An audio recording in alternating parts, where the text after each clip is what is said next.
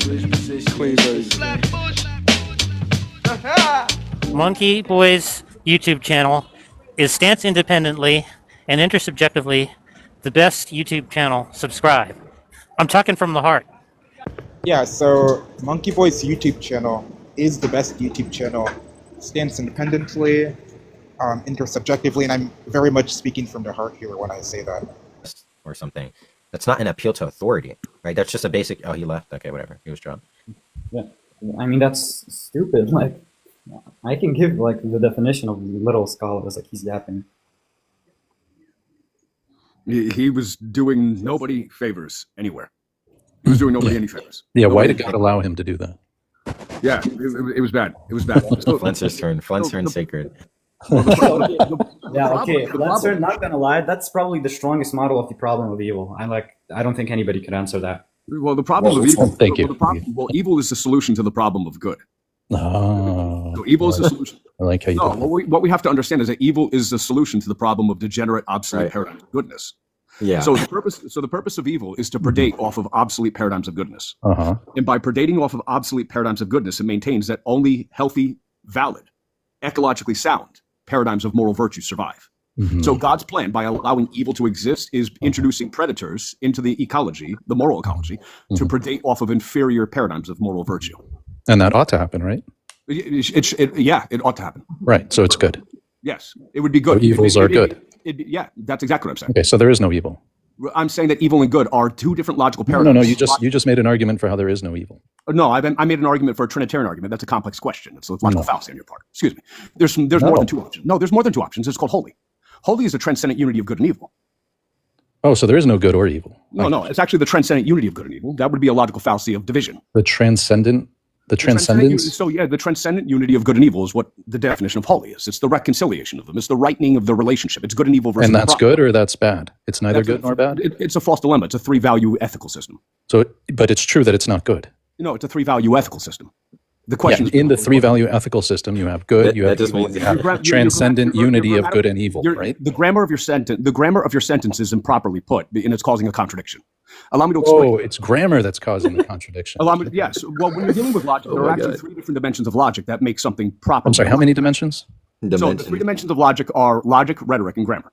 Now, in order to actually produce a conclusion which is valid, your rhetoric and your logic and your grammar must be aligned. Now, dimension of itself? Now, in this particular, that would be called self-reflexivity within the dimension of logic. So, if something, I just checked off self-reflexivity on the bingo card. When something is a property or a member of itself as a set or a category, it's called self-reflexive. If I get Gödel's incompleteness theorem, I get a bingo. So, in this particular instance, how we would deal with it is that the problem of evil is only a problem if you're actually presuming a digital moral paradigm, meaning zeros and ones, meaning left or right, meaning up and down, left versus right, this versus that. But there are in versus out. There are analogical paradigms. So if God is going to actually be the ultimate good, he's the ultimate good in all conceivable moral systems. So trying to reduce him just simply to a digital moral system would be a contradiction. What do you mean in all moral systems? You mean like utilitarianism or different?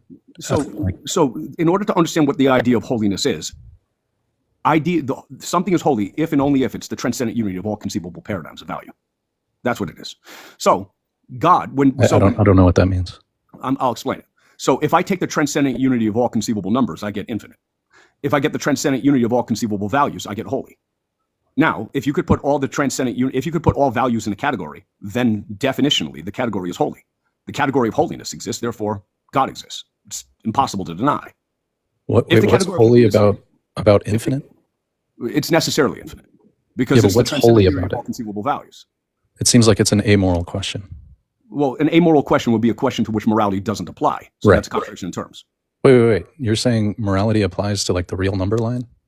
Yeah, I would say that. Sure. Or just the number line? Really? Sure. Yeah, I would say so. Sure. I don't know. I don't know what your concept of good means. Right. Even. So we have to get. So a thing is moral if it's only apt to category. That's what categorical ethics is. A thing is moral in categorical ethics if and only if the category in which you're filing it is the category to which it belongs. So if I put the number 1 in the category of 2, that would be an inappropriate bad alignment. And that would be immoral? In categorical ethics, that's how you reason about morality. Yes. In categorical ethics. That's okay. No, deontological ethics is how you reason about morality. So I'm using Kant's moral system right now. So if something is moral, if it's something is immoral, if it's his categorical imperative is a law of logic, right? No, the categorical imperative is a law of logic and a law of morality. It's not just one. It's both. So the categorical imperative in this particular instance simply means this. A lot of people don't know what it means, but once you understand it, it shows you that atheism and morality are logically incompatible. If you understand what Kant's criticism of it was, Kant said this: if a thing is actually moral, then it's part of the moral category, and if it's part of the moral category, it will have categorical property. If it has categorical property, it will be true in all places and all times. So this creates an empirical test by which we could assess as to whether or not something is moral. Something is moral if you cannot conceive of a circumstance to which it isn't itself. So in this particular instance, let's apply it. If a thing is authentically moral, it's an ideal, and there are no ideals that aren't universals. So if a thing is authentically moral, it will be universal. Now, if it is universal, it will have a universal identity, meaning its identity is going to be itself in all context, meaning its identity will be itself at the bottom of the ocean or on the moon or on Mars. Now, so if you want to know whether or not an action is moral, all you have to do is see how it would work. And if it could translate into a universal law, meaning that it holds up in all circumstances, then it's moral. So 1 as a prime number is moral? 1 being considered a prime number would be the right way to consider it. Yeah, but would it be moral? It would be moral, yes, because you'd be lying if you said otherwise. But morality is about guiding actions, right? Not making statements about math or logical truths. That's not true. That's not true. I'll tell you why. Nietzsche talked about this in Beyond Good and Evil. Wait, I thought we were talking about Kant. Right, but we're talking philosophy. So, we're talking philosophy of God in the problem of evil. It seems strange to jump from Kant to Nietzsche. I'm going to jump to whatever it is to beat you. He's making a good point here. I'm going to jump to whatever I can. Okay. You're not winning today. Okay. Okay. Yeah. Well, if you can jump to anything you want. I could jump to anything that's inferred by the laws of logic. You don't even need the laws of logic. Legitimately infer, I'm allowed to jump to. So let's just know that. So even pair-consistent logics? Even if I'm going to use trust me, I know pair-consistent logic. You're going to lose on Great. that one. I'm just asking, are you allowed to jump to that too? If it suits my purpose, yeah. Okay, so you have a pragmatic theory. No. I don't. I have law? I have a metanoetic theory of truth. Wait, can you describe De Morgan's law real quick? Yeah, De Morgan's law. Like, in what element do you want it? De Morgan's law is a rule of inference. Just like in symbolic logic, like how would you communicate it? If you want symbolic logic in terms of De Morgan's law, if I'm not mistaken, I think it's A and B.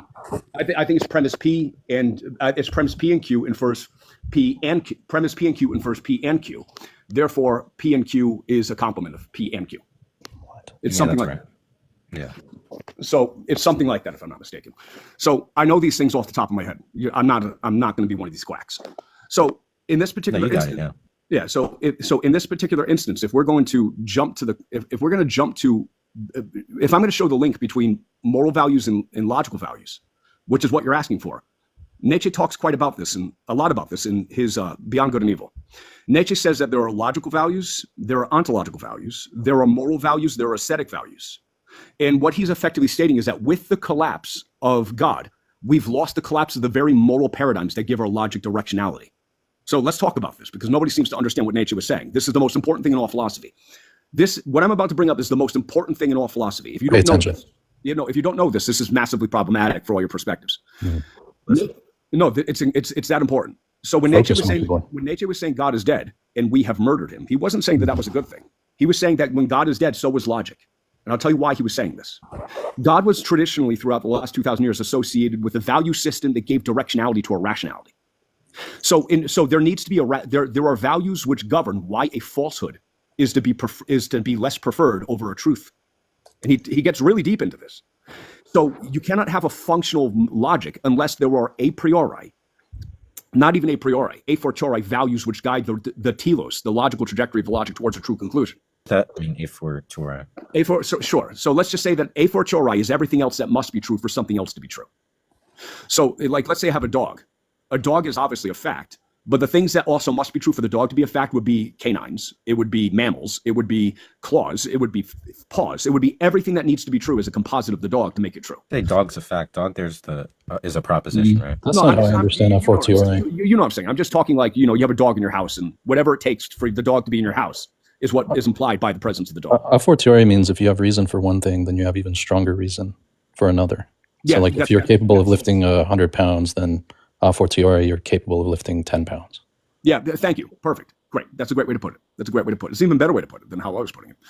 So what we're dealing with is that when you're saying logic, you by a fortiori are evoking values. You are evoking values because logic implies that truth is better than falsehood. But that's a value statement. That can't be determined by the system. That's an assumption of how the value systems work. Now, what Nietzsche was attempting to do is show that that might not entirely even be desirable. He showed that it might even be desirable to believe in complete and total hallucinations and falsehoods that make you more powerful. Let me give you an example of what he was talking about. And this is where he's saying that atheists don't have the courage to truly be atheists. Because if they did, they'd understand how completely devastating the worldview would be. And they would double down on that, on being what's valuable about it. Nietzsche says this. Nietzsche is effectively stating that if something could be false, but the falsity has the ability to make your life more successful and more powerful and more able to conquer and crush your enemies, you should believe that. Here's why. If you have the false and erroneous belief that if in the event you ever missed a car payment, your kidneys would spontaneously transmogrify into baked potatoes, you'd be afraid that on consequence of unaliving about missing car payments. So you'd have stupendous credit. Now, because of a false belief, it would give you superior fitness against people who lack that false belief.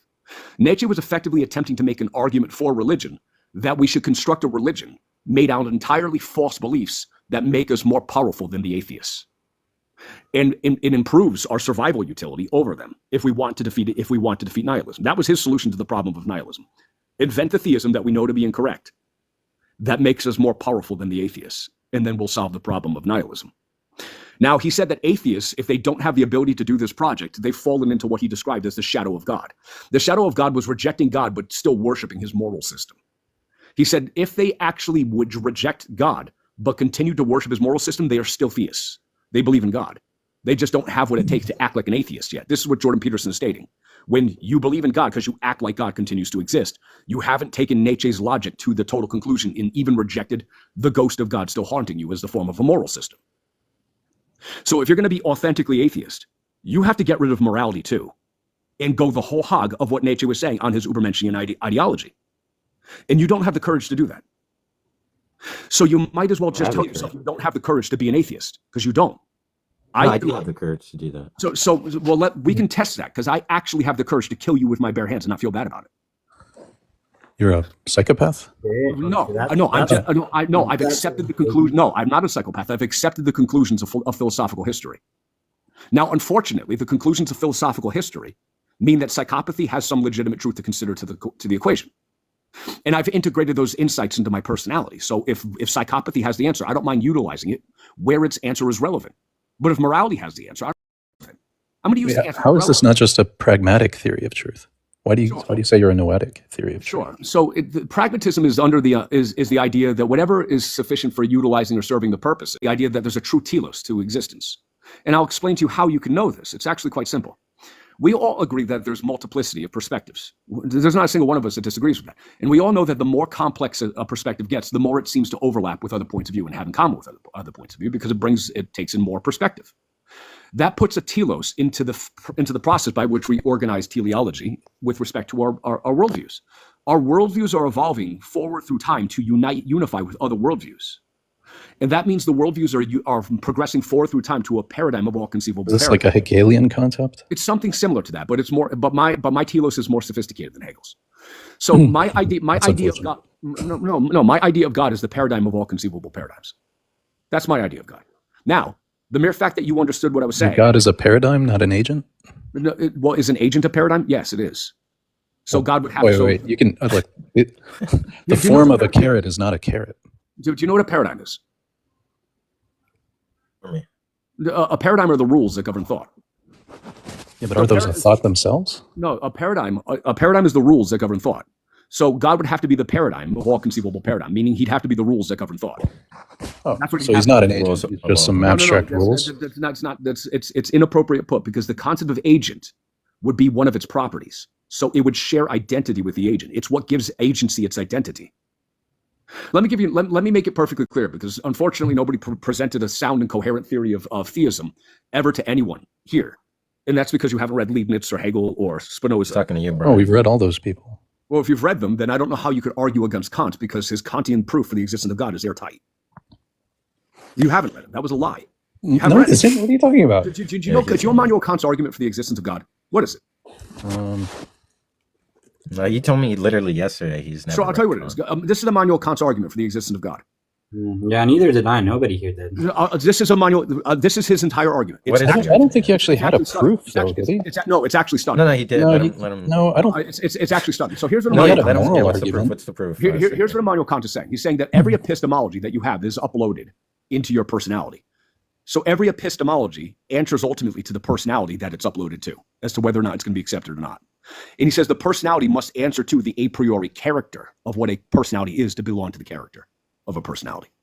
So he says that in order for you to even be able to recognize an epistemology, you have to install the epistemology on your personality. But in order for your personality to be a personality, it has to belong to the category of personality, which is called character. And that meant the universal categorical qualities of what a character is determines the a priori foundational rule set that your epistemology can have. And that universal quality of character is God.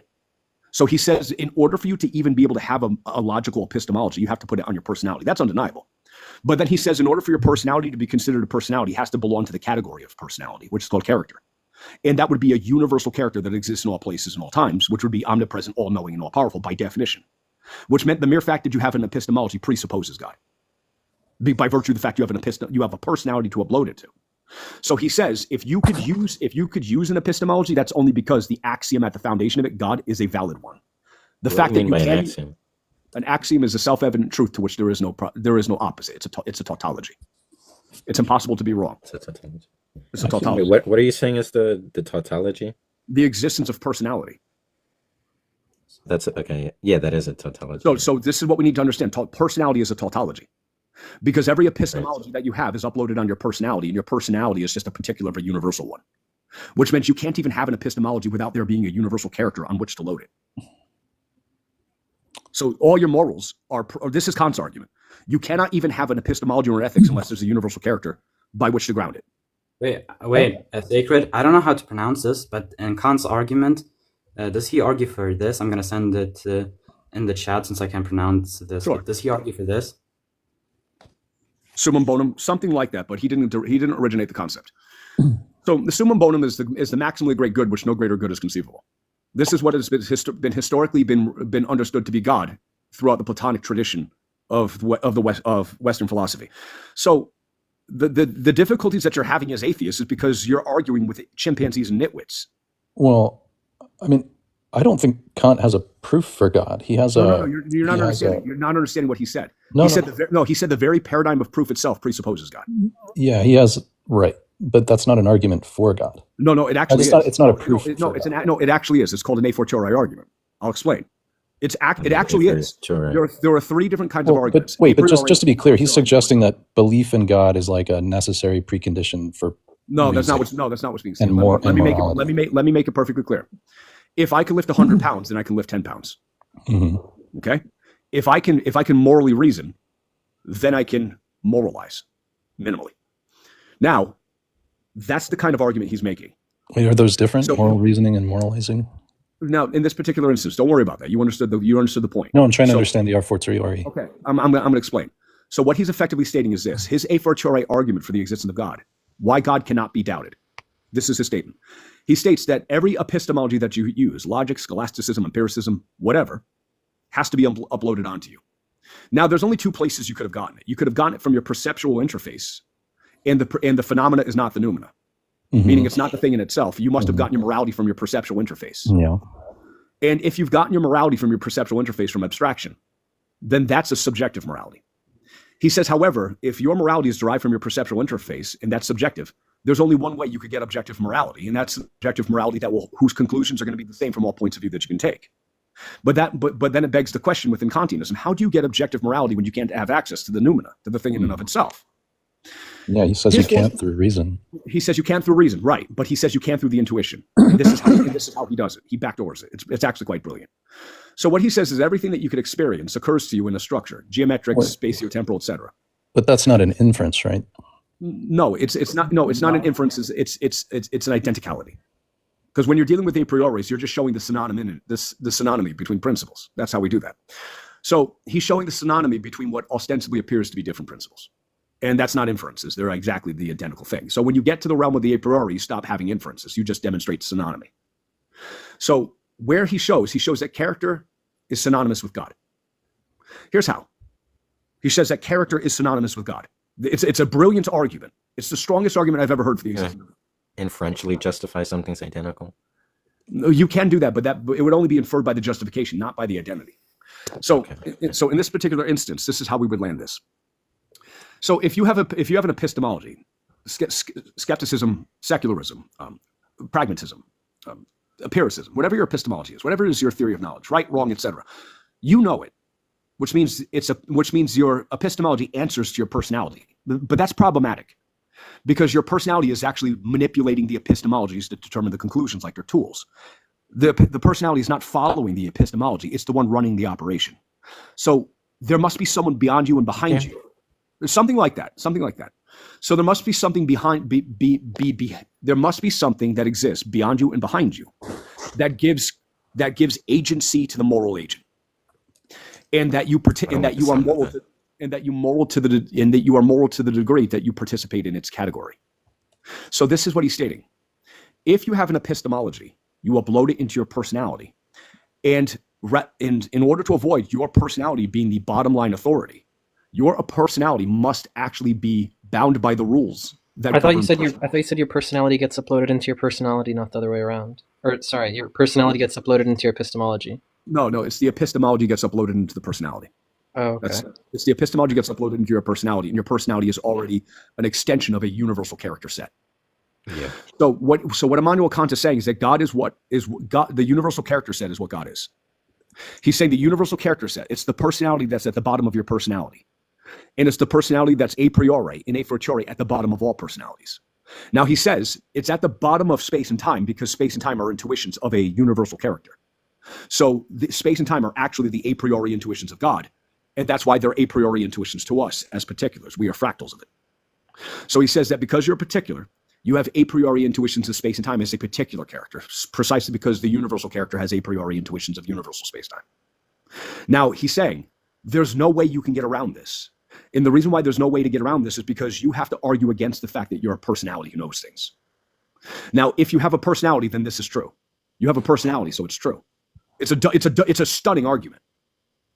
It's a stunning argument. What is a universal character set?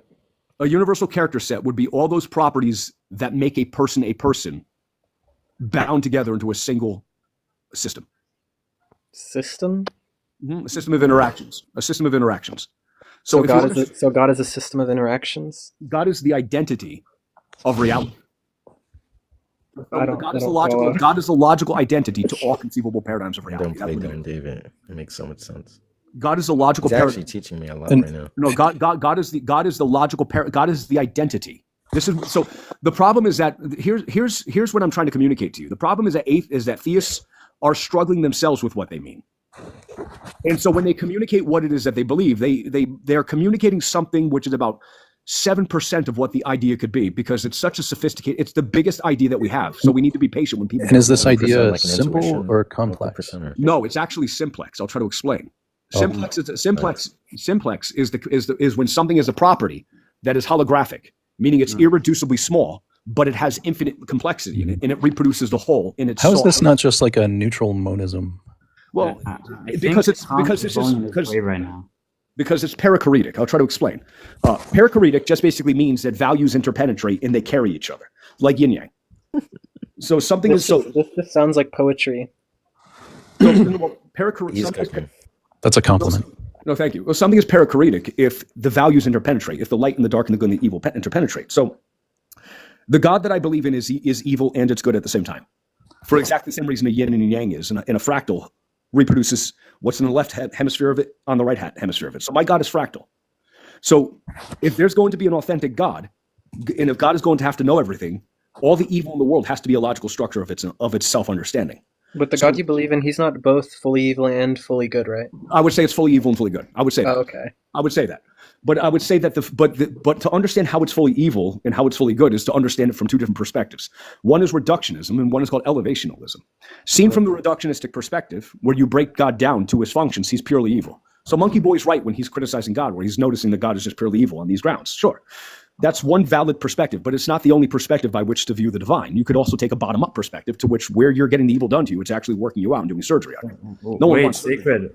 What does evil and good mean? Sure. So goodness is the quality of intrinsic worthwhileness.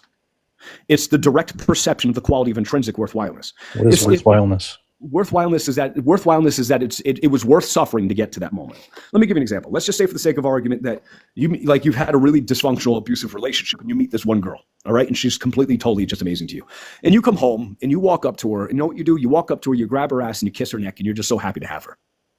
You don't need an argument for that. That's intrinsically worthwhile, and it was intrinsically worthwhile going through the shitty relationship together. Because she has a good ass. Well, no, that's some of it. No, that's some of it. It depends on what your values are. Oh. No, but you got to understand. You don't need an argument. Subjective. No, but you have to understand. Do you prefer what's up there, or do you prefer what's down there? What do you mean? He prefers both. What do you mean? I'm talking titties or ass. I like tits. So more the top-down approach. Yeah. Like the bottoms up. Yeah, no. So the concept about it is this. It's so relatable right now. So the thing about it. I don't agree with that take. Well, no, but the thing about it is this. Look, if I could give you the most realistic perspective of God that you can have, the entire wide world of experiences are here because they're intrinsically divine and they're waiting for you to participate. And this includes like, look, if you're a gangster, wait, but I'm part of that reality, right? You're part of that reality. Okay, right. So how am I not participating in all of reality at all points? Sure, you are participating, but the question is the degree to which why is it waiting for me to participate? It's waiting for you to do it consciously and authentically. Wait, consciously and authentically participate with all areas of reality? Yeah, consciously and authentically. Right. I'll try to explain. So there's a doctrine. Yeah, there's a doctrine within Eastern religions, and it's called Maya. Yeah. And the doctrine of the Eastern religions is the idea that what you perceive of the empirical world is not the empirical world, and here's why. And I'm of this. This is also shared by Judaism, and it's also shared by Islam. It's not taught by most forms of Christianity, although some do teach it. It's the idea that the physical world is an illusion. Well, we can know this. Here's how. This is how you can know the Big Bang isn't true. This is exactly how. This is how you can know. It's quite simple. Shouldn't we call like nature in on this live? I don't know, but here's how you can know that all of the scientific. This is how you can know that all of our scientific models are approximations, but they can never be true. So the scientific worldview is necessarily false. It will always be false. It's not concerned with getting the truth. It's concerned with prediction and control. So just don't give science more authority than what it's asking for. It's not trying to tell you what reality is. Being a scientific anti-realist, it still sounds misleading to say the Big Bang is false. Yeah. It's false. Say that it sounds more like you're saying it makes bad predictions or something. It does make bad predictions. It's made a lot of them. So okay. So you do mean it that way? I do mean it that way. Look, if you're going to use a cosmological model, you need to use Chris Langan's cognitive theoretic model of the universe. Oh no, not that guy. No, that guy. Because why would you want a dumber model? Wait, what is this model? I haven't heard of it. This Chris Langan guy he has an interesting story. He is like apparently the highest IQ person in the world. That guy? Yes. That guy, and I think he debated Bernardo Kastrup or something. So I'm looking to get a debate. I think he hates the Jews. It's never actually been demonstrated what his IQ is, right? No, it has been demonstrated. His IQ is anywhere between 190 and 200. No, I'm pretty sure. I looked into it, and there's no record of him actually taking there's an records. IQ test. There's records. They're from the education system. There's records. The education system. That guy got tested coming up through the education system. The guy's as smart as he is. You mind if I go look that up? Yeah, go ahead. We'll continue. That's all to say he's a very interesting and controversial figure. So in this particular, and to just keep telling Sacred there are no records. That is what people in the fucking threads are saying. So here's how we have to understand this. My concept of God is not like, it's not a wizard. My concept of God is not, it's not like an animal, and it's not a machine, and it's not an abstraction, because whatever it is, it has to give rise to these things. So it's going to be unbelievably exotic. So if God exists, God would have to be the fundamental reality. It would have to be so fundamental that it's obvious and it's impossible to deny, and it would have to be universal. So the way how I experience God, which is totally different from all these motherfuckers who are running around worshiping a sky wizard, is I believe that God is the logical structure of all conceivable empirical experience. So if God is the logical structure of all conceivable empirical experience, because all conceivable empirical experience includes all conceivable empirical experiences of energy, then it's necessarily omnipotent. And because it's the logical structure of all conceivable experiences of all paradigms of whatever can be known, it's necessarily all-knowing. And because it's the logical structure of all conceivable experience, it's necessarily present everywhere time and space are present. So what we arrive at, the most cutting-edge definition of God you can have, is God understood as the logical structure of empirical experience. Now, this is not a God that needs to act in your world, or it could be entirely synchronistic in your world, or it could be entirely deterministic in your world. But if you have that as your definition of God, no one's taking your theism out, ever. Because they're going to actually start making appeals to the existence of God to argue against it. Now, here's why you want this as the logical foundation for your structural worldview. An omnipresent... Does Hegel fan want to talk with this guy? I think Hegel fan... What's that? There's a guy named Hegel fan that you'd like to So talk you don't with. think that this structure agent is responsible for creating the universe? I know. Well, this is where we have to. This is what we have to. Let me go a little bit slower because I know my worldview is exotic and it's strange. What I'm saying is that the worldview of the universe, you only know it through the logical structure of your empirical experience. So, in an observer-created world, the moment you collapse the wave function, it's the logical structure of empirical experience that organized the wave function into the universe and gave it its structure. So it did create the universe, but it used you as a tool. So this is dependent on the truth of quantum mechanics? Yes, it is. Right. Wait, Josh, have you talked to Sacred before? No. Do you know Sacred? Like, have you heard him talk? I've heard like 3 minutes of him before. Okay, wait, Sacred. This is something. Let me just give him all. Let me give him all the bad news up front about my crazy. No, it's okay. No, I'm going to give you the bad news. I think that my consciousness is unified and connected with God's. I think that my empirical experience is a logical subset of God's universal experience. Can you do anything useful with this connection? Am I teaching you? No. Okay. All right. Then apparently not to you. Okay. Can no, I mean, like, can you like solve problems. I want to hear Josh talk to you about this because I don't understand it. You said the categorical imperative is a law of logic, right? Well, it's a law of logic and morality. Okay, yeah.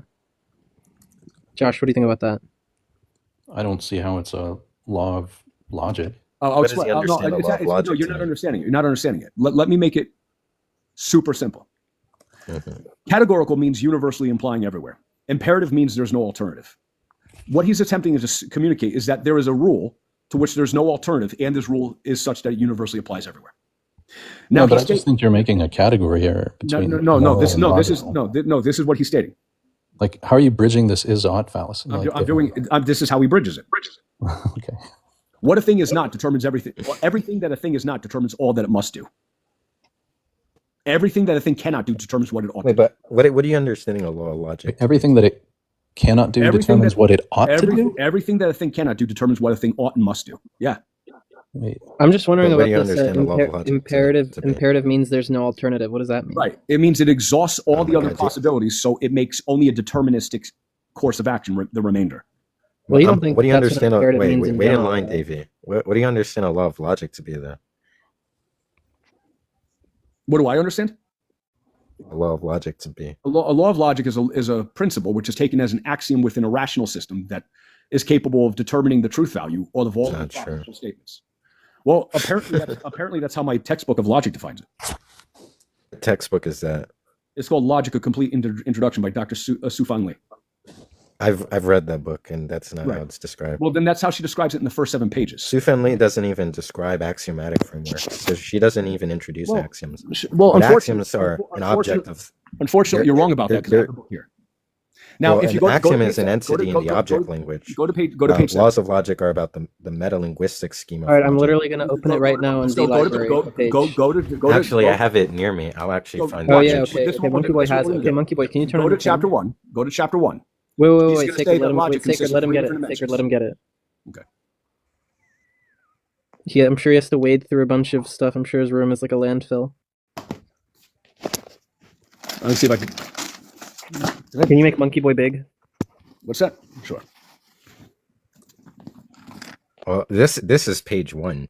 So all right. So okay, this great. is right. The introduction book. Go to the next. By the way, this is like a terrible introduction, but well, it's not terrible, but no, it's decent. Go to the next page. Now, what is logic? It tells you right there. What is logic? So right there, it's going to tell you that it's a normative discipline. It's going to tell you that logic is rule based. Well, that's one thing that. Right. So normative basically means how logic ought to be conducted. So how it ought to be conducted, because it's a normative rule based, because we were talking about how identities are produced. is on how things ought to work with respect to how do you produce a should. Now, the actual first page of the logic. No, it's not. That's not right. Well, why don't we read that's it? not Logic right. is a study of methods and principles used to distinguish between good and bad reasoning. In other words, we found moral values right at the foundation of it, just like I said we would. It's a normative discipline. Well, in it the just sense means that correct and incorrect. They don't mean good and bad morally. That's the point. That's the point. There are moral values. All they mean is that there's certain norms, rules that structure the logic. Right, Josh, normative, look, it but says- normative, wait, Josh, normative means look, pertaining Josh, to moral look, rules. because Josh, it says What is good and bad proper, what is reasoning, not. and then it says in a normative sense. Do you know what normative morality is? Of course, Josh knows Also, that. this is controversial, anyways. So in this Josh, particular like, instance, right over there, how a do you conclusion. not know that normativity only talks or applies to morality, nothing else? What? Hold on, don't ask that That's question. not true. Wait, What? normative morality Now go to the top is right. Go different to from the something top just right. Go being to- normative. Hey, monkey boy, go to the next page. At the top left, or at the top right over there, it's going to start talking about the functionality of the different types of logic. You're going to have a directive function, you're going to have an informational function, and you're going to have an explicative function. Right there, because I memorized this book. I know this book off the top of my head. Why would So- you memorize this book? But where does Seyfuli talk about axioms? I'm interested in knowing. All that. right, go to the back, go to the table of Kant, go to the index. It's going to be page 280 something, if I'm not mistaken. Go to the index and look up axioms in the glossary. To your right. Nope. Not yeah, in the there. index. In the index. 280. It's going to be somewhere around there. Okay. So now that you're in there, go to axioms. It's going to At the end of A. It's going to be on the top right. No. All right, go down. Let's see. This is all of A. It doesn't say axiom. That's pretty funny that she didn't put that there. That's surprising. Yeah, I she guess it is doesn't talk about surprising. axiomatic systems here. No, it's somewhere around page 280. It might be. She doesn't even describe the laws of logic either. Okay. Well, no, she does. They're actually they're around page 260. 260. Yeah, Let's they're in see. the category. They're in the categorical logic. Around Are 260. you talking about? You're just talking about predicate Go to logic. the next. Go to the next page. I'll show you. There, right there. Predicate logic and the laws of predicate logic. Right there. Right. Yeah. Right, Yeah. That's it. No, that's it. Those are the This laws. one. This gives you the laws of predicate logic. Now, it also unfolds into the laws of categorical logic. So the categorical laws of logic have laws of universal instantiation and generalization, such as A, E, I, and O. Those, A, E, those I, are and just- O? What about Oh, you? he's talking about Aristotelian logic. It doesn't cover Aristotle. I think you're Well, confusing laws of logic with like introduction isn't and elimination. AEIO, No. Watch. Go further ahead. Go further But ahead. he's talking about like some functional rules. He's talking about like introduction elimination rules or something. Yeah, that's exactly what I mean. I'm talking But about isn't introductions, elimination rules. AEIO from But those aren't laws of Aristotelian logic. No, so those are laws of logic. It's just that they're not in the laws of the fundamental laws, but they're laws. I'm saying, They're isn't rules the AEIO isn't that stuff from Aristotelian logic? Yeah, that is. But they can be in the square of opposition, sure. When you're dealing Yeah. with like squares of oppositions and things like that. So, but let's go back to You talking. don't use Well, that there stuff from generally modern is some like predicate they're logic. used in classical and connective logics, but I don't.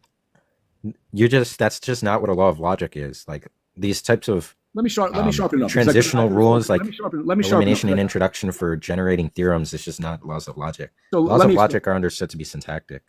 I understand that. So not just syntactic, but there are also the laws that govern how the semiotic might actually be linked to the syntax. So there's some of that too. So No, Wait, that's what? not true. Wait, what? well, no, That's just done by the formal model when it gives the semantics of how and when a connective is understood relational to its symbols. I'll give you an example. I'll give you an example. Like so, the rule about negations and the rule about negative definition. What about No, that's actually the name. It's called the rule about negations. That's the name of the rule. What? Which rule? No, the name of the. I don't know why they named it is this. that in this book? The rule about Yeah, it is. negation. The rule about negations is simply this. The rule Wait, about let's just see if it's in the index. is a set of rules. It's a set of laws, but they don't appear in the axioms. But it's a rule. If they don't have it, don't worry about it because they don't have axiom in the index there. But the rule about No, they don't have it. Wait, look at the top right. They don't have it. Rules. You can see here. It's rule red Yeah, but rules maybe of it's at the inference, top. rules of inference, instantiation, replacement. Oh, No, no, wow. it's They had all these others. So look, rules of like for example, like rules of equivalence, rules of inference. That's how they named them. They named them rules of inference or rules of negation. That's how they name it. So I mean, the I rule know what a rule of inference, rule of replacement. I know Right, what but that's. the rule about negation in this particular instance basically states this. It states that when you're dealing with the definitions of a definition, the definitions of the definition, which it is the definition of it, you're not to use a negative definition where a positive definition exists to the alternative. So lots of atheists like to imagine a definition of atheism as the absence of a belief in God. That you'd but there's find that in the actual- logic book. You'd find How stuff does about this relate? definitions. Wait, That's like philosophy. how does of this language. relate to what we're talking about? Sure. What I'm just using as an example. In order for a definition to be proper, if there's a positive statement of it, then according to the rule of logic, you need to use the positive definition. Now, that rule of logic is a rule, and rule is synonymous with the law. That's not a rule of logic. The rule about negations, yes, it is. About negative definitions, yes, it is. If that's just a norm of how to construct definitions, that's probably it's a rule of language. It's a rule in logic that if there's a positive affirmative statement available, you aren't allowed to use the negative. I looked up rule of negation. There's no such thing. Okay, so wait, search up this rule about negative definition. Yeah, I looked up rule of negation. Literally, there's no result. It's in that exact book. It's in this book. Yeah, try to go. It may be someplace around like maybe 175, maybe 175, 185. It's going to be somewhere around there. Are you sure you're not just naming random pages? Like it should at least show up on Google, right? Go to somewhere around 180. Let's call. I guess if it's like this book's proprietary thing. I know this book inside and out. Go to 180. Well, you're not talking about De Morgan, not the index. Oh, yeah, go to 180. Somewhere around here is where the rules are about negations. Conjunctions. Oh, look, I got it. Conjunction and negation. Negation should be somewhere in the next page. Yeah, of course they'll have a section on negation, but rule of negation that has to do with definitions. Now, excuse me, negation. Is that negation? Read that. Of course, it's going to have a section on negation.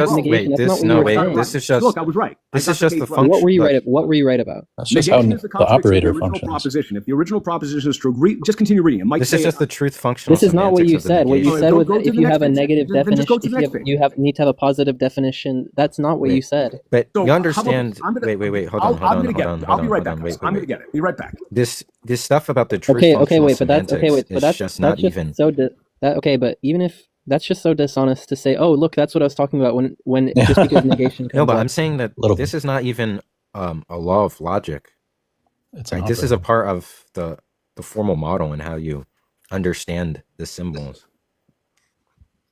That is so bad faith to say, of course, a logic textbook has a section on negation. Look, guys, I was right. The rule of negation stands. He said a lot of stuff. Yeah. And then about the axiom stuff. In page 1. Wasn't he saying earlier that what something is everything that it isn't? Yeah, also I guess we're just moving on from, he said he was talking about axioms in the beginning.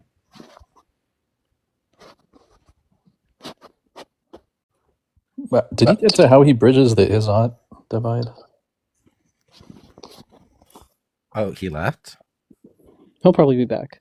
Oh, this was the most... His definition of law of logic was super interesting. What was it? It was like the universal law of logic that's instantiated. It's like the universal instantiation. Why do you even have this book? It's like a book I got like a year. Don't you have like multiple logic books? I would just like do the rest of them like online or something. I have them online, but yeah, this book is not. It's like good if you want the most low level understanding of logic. It seemed weird when it said like logic is normative in the beginning. Like, don't you not want to make like controversial claims like that in your introduction book? Yeah, that's exactly right.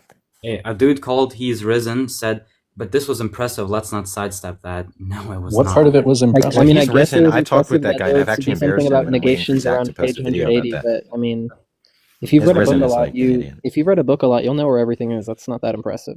Yeah, I mean, it is impressive that he could gibberate for so long. I guess. Well, yeah. No, memorizing and gibberating like that is impressive. Yeah, he actually does it better than Clark. Wait, are you saying like if you've read through a book a bunch of times, you won't have an idea of where everything is? And yeah, did you see Lucania versus Danny? I'm opposed to that. Yeah, Lucania and Danny. Awful. But this dude called He's Risen. Like, what he said was heretical. Like, you're a Christian. He said God is, the logical system of everything that's empirical or some mumbo jumbo like that. Like, wait, who's talking? I don't see anyone lighting up. Oh, it's Brian. His thing's glitched. Okay. Yeah, I don't know, but what he said is, heretical for Christians, and you're saying like he's impressive. Like don't do that. Like, please. What was the thing? He said a lot of stuff were just laws of logic. What was the other thing before the negation? He said something else was a law of logic. Bro, this guy just says the rule of negation is a law of logic. Then when we flipped to a section on negations, he said, "Look, it's what I'm talking about." It's a good tactic. Yeah, he did that with everything. The first page where he didn't say anything about an axiom. That is like, okay, even if he like sincerely thought that was in the book, like that had to be like intentionally like insincere. I mean, maybe he saw that he got a page. The book's not good, by the way. I wouldn't suggest the word on reading there. this book.